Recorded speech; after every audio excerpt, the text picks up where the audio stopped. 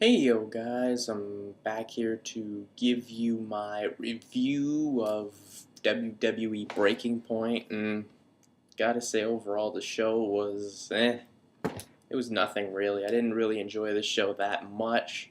Thought, once again WWE gives some matches way too much time, and then they give not the big main events not enough time, and then when they get those matches it just goes in a pattern where they're not really sure what to do, and you can tell in the booking. And overall, really wasn't that big of a fan of this show. We got some good stuff on it. I'm not going to say, mainly one match and a promo from Punk in the ECW title match. But other than that, I really wasn't that big of a fan of this show. So anyway, let's run this show down. We started out with the tag titles match. It was Jericho, Chris Jericho, and the Big Show versus Mark Henry and MVP. Wasn't as bad as I thought it would be. Let me just say right now, considering we saw Henry and Big Show on Raw for the past 2 weeks or so, it wasn't that good, especially their first meeting when they worked a headlock like it was both guys' first ever match. It was a little bit better than that.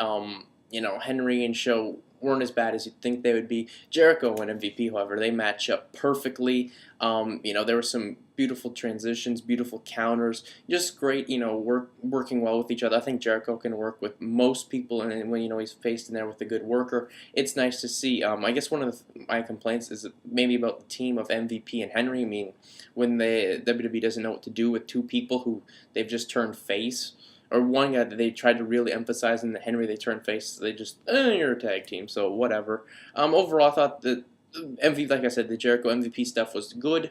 Big Show and Henry was better than you thought, and I will give WWE credit. Or there was maybe a spot in this match where Henry looked a little lost, like he had a shoulder block on Jericho and didn't know what to do, and it took like 5 minutes before he decided to cover Jericho. The finish of the match, though, I like how they're trying to establish Big Show's knockout punch as something, as a real credible finisher, as we don't have too many credible finishers today in the WWE. So that's good to see. He punched Henry, right in the face, and then Jericho scored the pin after Henry blocked the code breaker, and yeah, that was that match. And I guess we go see where the Jericho and Big Show definitely wasn't the time to take the belts off these guys. Yeah, I think these guys as a run is pretty strong, adding a little bit of credibility back to their tag belts. Then we went to the next match. It was for the U.S. title. It was Kofi Kingston versus The Miz. This was a pretty good little match. The crowd really wasn't that into it. Like almost, they were actually shocked that this match was taking place on the show.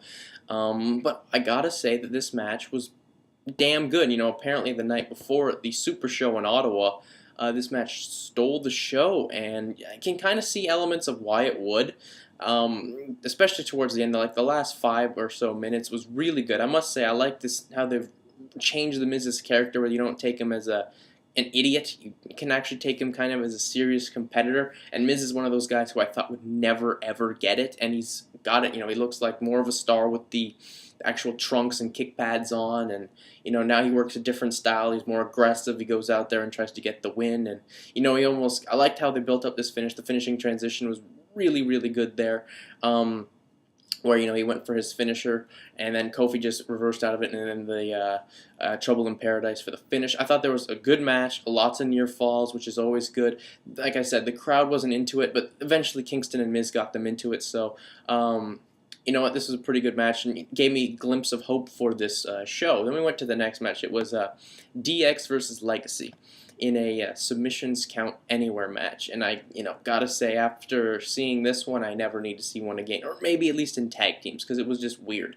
Of course, once DX got out there, I should say, crowd, after they do this "Are you ready?" and stuff, the crowd was like, "Yay!" And then say, "Wait a minute, oh, these are the people that fucking screwed Bret Hart. Fuck them!" So then they just turned on them and did the "You screw Bret" chants, and that was just inevitable. I mean, there couldn't be a pay-per-view in Montreal, or a show in Montreal, maybe even Canada for that matter, with Shawn Michaels without that chant. So we got that. But overall, this match, it had its moments. It was pretty good. They treated it like, even though there isn't that much emphasis that DX and Legacy have this real heat with each other, the match kind of worked that way. And I will give DX credit for, making Legacy seem really, really credible. But once again, it's another DX Legacy match that gets maybe 10 minutes too much. I didn't agree with how long they should have got in the time there, but what can you do? I like the aspect where they had, DX get, or Triple H more mainly, get double teamed by Legacy, and, they left him laying there, and, then they went to go beat down Shawn, and it was maybe kind of stupid that they just let Triple H, stay and recover well and go back to work at Shawn, who was out by the ring, whatever, considering, submissions counted anywhere. But yeah, then the finish was basically they had, Cody Rhodes did a figure four on the post, a la Bret Hart, but not even close to how Bret would do it. Like, Bret made you believe that he was going to break your fucking legs, and Cody was just pretty sloppy, and DiBiase had a Cobra Clutch on, but my thing was, Shawn's in the fucking ropes, this is a stupid finish, whatever it was the finish, and Triple H came rolling down and tried to make the save, but he was too beaten up, so he couldn't get there in time, and Shawn had to tap, so that was that, and I'll give them credit. At least they put Legacy, officially over. But I don't think it's going to do anything really for them, because probably tonight on Raw they're going to lose to them, or no steps will be followed through. That's just the way I see it. But I thought the finish was dumb, considering Shawn was in the ropes. They could have just done it some other way. They could have done, a double submission in the ring or on the floor somewhere outside of the ropes. That's just what my thing was. Then we went to the next match. It was Kane versus Great Khali in a match that you knew it would be bad. In a Singapore Kane match in reality. This was a terrible match. Crowd was not into it. They crapped on it. It went forever, but in reality it was only 6 minutes. Kane got the win as he, get his neck over, and pinned him. That was the match. Nothing left to it. Then we went to a promo, which was Eve Torres interviewing Punk. And, in this promo, he's like, look, I proved that you're a hero, Jeff Hardy. You're never going to see my face on the internet, for some drug possessions. I was like, wow. Okay, I'm pretty sure I thought they weren't going to talk about that, considering they would like Jeff Hardy to come back to the WWE, but whatever. Punk, still, I don't know if I agree with them making Punk use that. I don't know, maybe Punk did this himself, but I kind of doubt it. But, wow. Still, it was a good promo overall. And then we went to the next match, and in my opinion, it was the match of the night. It was Christian versus William Regal for the ECW title. This was a damn good match. A lot of strong style type wrestling. They're like hitting each other. Innovative submissions. Great kind of storytelling where Regal was getting out of the kill switch engaged and then coming back, and then eventually he missed this big running knee, and then Christian hit it. I just thought it was a great match. They worked really strong and tough. The match that we knew could have been really good at SummerSlam, but because it's ECW, it doesn't deserve that time on a big show. On these minor shows, ECW and SmackDown, they pull on their working boots. They usually put the best stuff on the show. This was just a match of the night, in my opinion. I mean, what more can you say? Just two guys out there actually, really working and trying to get you into the show. Then we went to some stupid segment, which, why did we need this in reality?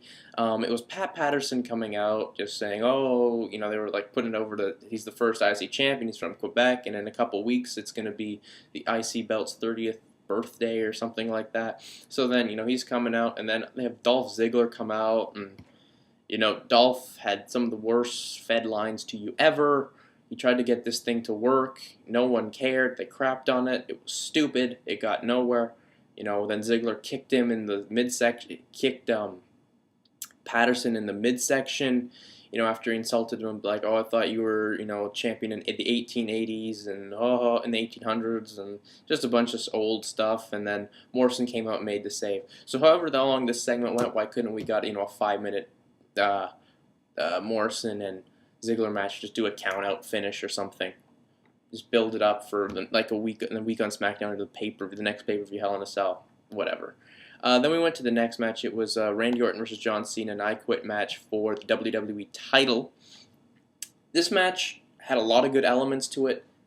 Didn't like I liked what the finish was. I just didn't like what happened in the finish, and I'll explain that. This was some really strong storytelling. These two put on their storytelling, put on some great storytelling.